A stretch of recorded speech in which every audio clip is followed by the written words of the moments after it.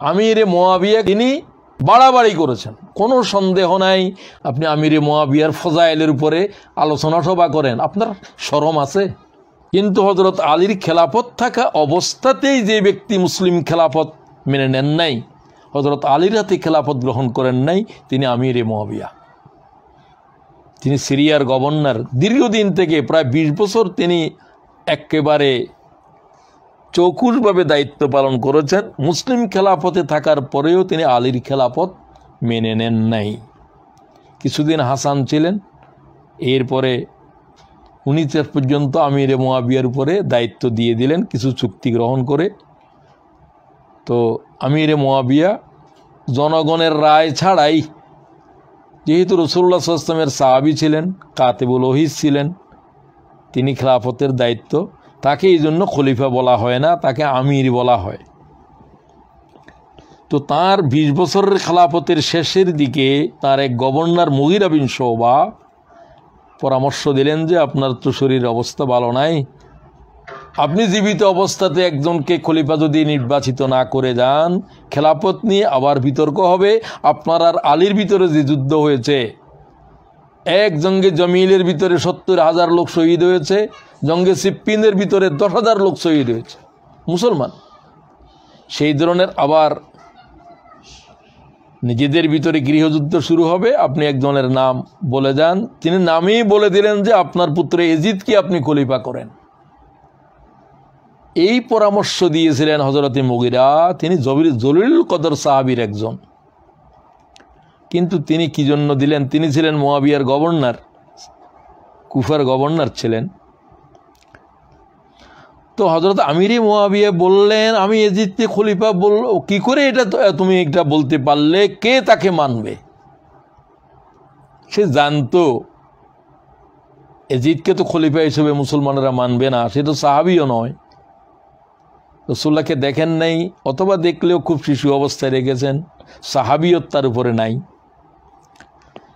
এবং তার সম্পর্কে সমস্ত ঐতিহাসিকদের অনেক কথা আছে, 3টা কথার উপরে কোনো বিতর্ক নাই। আমার কথাগুলোকে আমি খুব দালিলিকভাবে বলার চেষ্টা করছি, যেহেতু অনেক ভাইয়েরা মনে করেন আমি সাধারণ লোকদের মতো হয়তো বলবো না।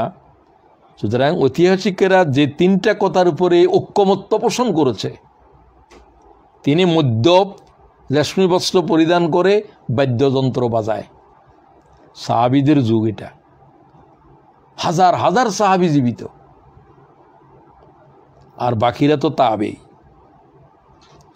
এই ব্যক্তিদের উপরে মদ্যপ, রেশমি বস্ত্র হারাম, এরপরে বাদ্যযন্ত্র হারাম, এই ধরনের কাজের সাথে জড়িত ব্যক্তি মুসলিম উম্মার খলিফা কি করে হতে পারে? আমিরে মুআবিয়াও চান নাই, কিন্তু অন্যদের পরামর্শে শেষ পর্যন্ত তিনি নিজেও রাজি হয়ে গেলেন এবং তিনি ওসিয়ত করলেন, আমার পরে খেলাফতের দায়িত্ব আমার পুত্র ইয়াজিদের উপরে থাকবে। এই পরিবর্তনটা লক্ষ্য করেন। খেলাফতের আলীর পরে খেলাফত শেষ হয়ে গেছে। আমিরে মুআবিয়াকে আমরা কথা বলতে পারবো না মুলুকিয়ত গ্রহণ করেছেন। তিনি বিদ্রোহী না হলেও বাড়াবাড়ি করেছেন, কোনো সন্দেহ নাই। আমার তো নাই, কোনো ঐতিহাসিকেরও নাই। কারণ তিনি সর্বপ্রথম মুসলিম খেলাফতে আলীর বিরুদ্ধে বিদ্রোহ করেছেন, আলীর হাতে খেলাফতের বায়াত গ্রহণ করেন নাই। অথচ তিনি মুসলিম সাম্রাজ্যের অধীন ছিলেন, মুসলমানদের খেলাফত দুনিয়ার উপরে আছে। রাসূলুল্লাহ সাল্লাল্লাহু আলাইহি ওয়াসাল্লাম বলছেন 30 বছর পর্যন্ত আমার খেলাফত থাকবে, হযরত আলীর খেলাফত সহ 30 বছর। নবী পাক সাল্লাল্লাহু আলাইহি ওয়াসাল্লাম একটা কথা বলেছেন, আল খেলাফতু বিল মদিনা ওয়াল মুলকু বিশ-শাম, খেলাফত মদিনায় শেষ হয়ে যাবে কত বছর পরে? আল খেলাফতু বাদি 30 সানা, قال রাসূলুল্লাহ সাল্লাল্লাহু আলাইহি ওয়াসাল্লাম, 30 বছর পরে খেলাফত শেষ হয়ে যাবে। শেষ হয়ে গেছে আলীর সাথে। তো 29.5 বছর হয়, হাসানের 6 মাস 30 বছর। হুজুর বললেন এরপরে সিরিয়া থেকে রাজতন্ত্র মাথা উঁচু করবে, উনার নাম আমিরে মুআবিয়া। রাসূলুল্লাহ তার নাম বলেন নাই, সিরিয়া থেকে রাজতন্ত্র উঠবে, উঠছে। আপনি চিন্তা করেন, আপনি আমিরে মুয়াবিয়ার ফজাইলের উপরে আলোচনা সভা করেন, আপনার শরম আছে, হায়া আছে আপনার কাছে? আমি কোনো সমালোচনা করতে চাই না হযরতে মুয়াবিয়ার, আমি সাহাবীদের উপরে কথা বলতে চাই না, আমি ইতিহাস আলোচনা করছি। যে সমস্ত ইতিহাস ইবনে জরির, যে সমস্ত ইতিহাস আলোচনার জন্য ইমামউদ্দিন ইবনে কাসির, এই সমস্ত ব্যক্তিগণ যে সমস্ত ইতিহাসের সাথে জড়িত রয়েছে, তারা অত্যন্ত গ্রহণযোগ্য ব্যক্তিত্ব মুসলিম উম্মার, যাদের উপরে বলা যায় মুসলিম উম্মার এজমা হয়েছে। তাদের বিষয়ে তারা যে সমস্ত কথা বলছে সেগুলা গ্রহণ করেন। ব্যক্তিগতভাবে আমি কি বলি, সে কি বলে, এই সমস্ত কথা রেখে দেন।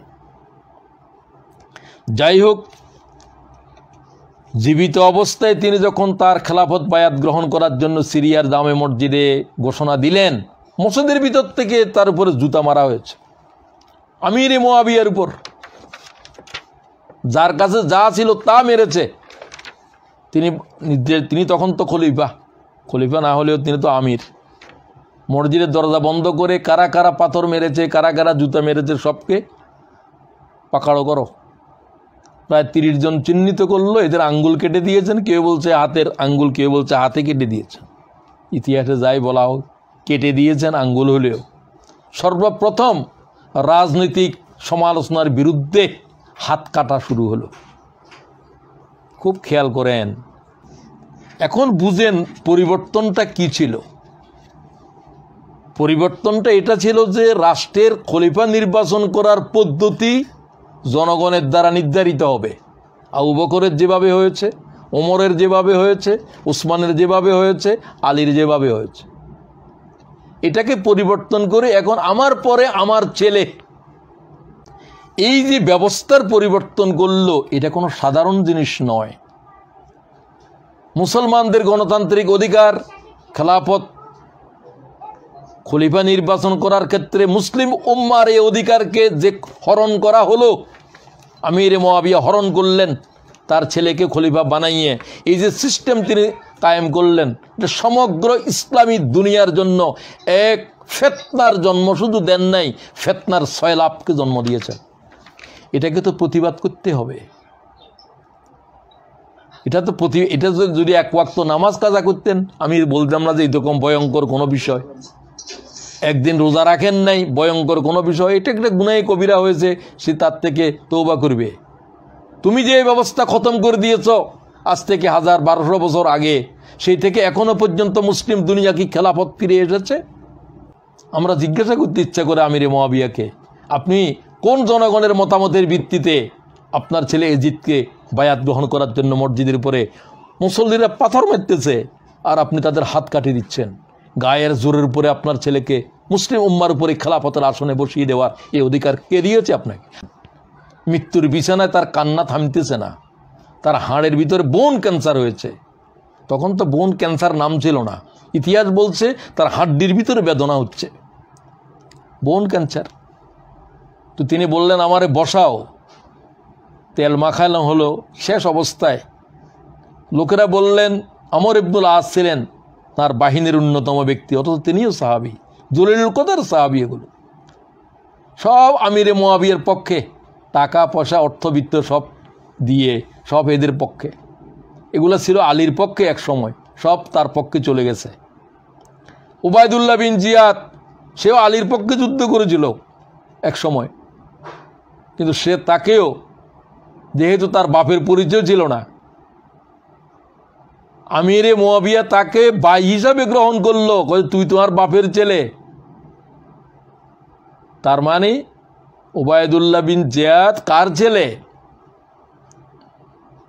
ইবনে জিয়াদের পিতার কোনো পরিচয় নাই, তারে আবু সুফিয়ানের ছেলে বলে ঘোষণা দিল যে আমিরে মুয়াবিয়া, তার পক্ষে নেয়ার জন্য। তুই আমার আব্বার ছেলে, তুই আমার ভাই। তো এতদিন তো জারজ ছেলে ছিল, তখন তো আবু সুফিয়ান ঈমান গ্রহণ করে নাই, আল্লাহ তাআলা মাফ করে দাও। সে সময়ের ছেলে, চিন্তা করেন, সে মনে করলো যে এটা তো আমার বড় পাওনা, সেও তার পক্ষে চলে গেল। এগুলাকে পক্ষে নিয়েছে খুব রাজনৈতিক কৌশলে।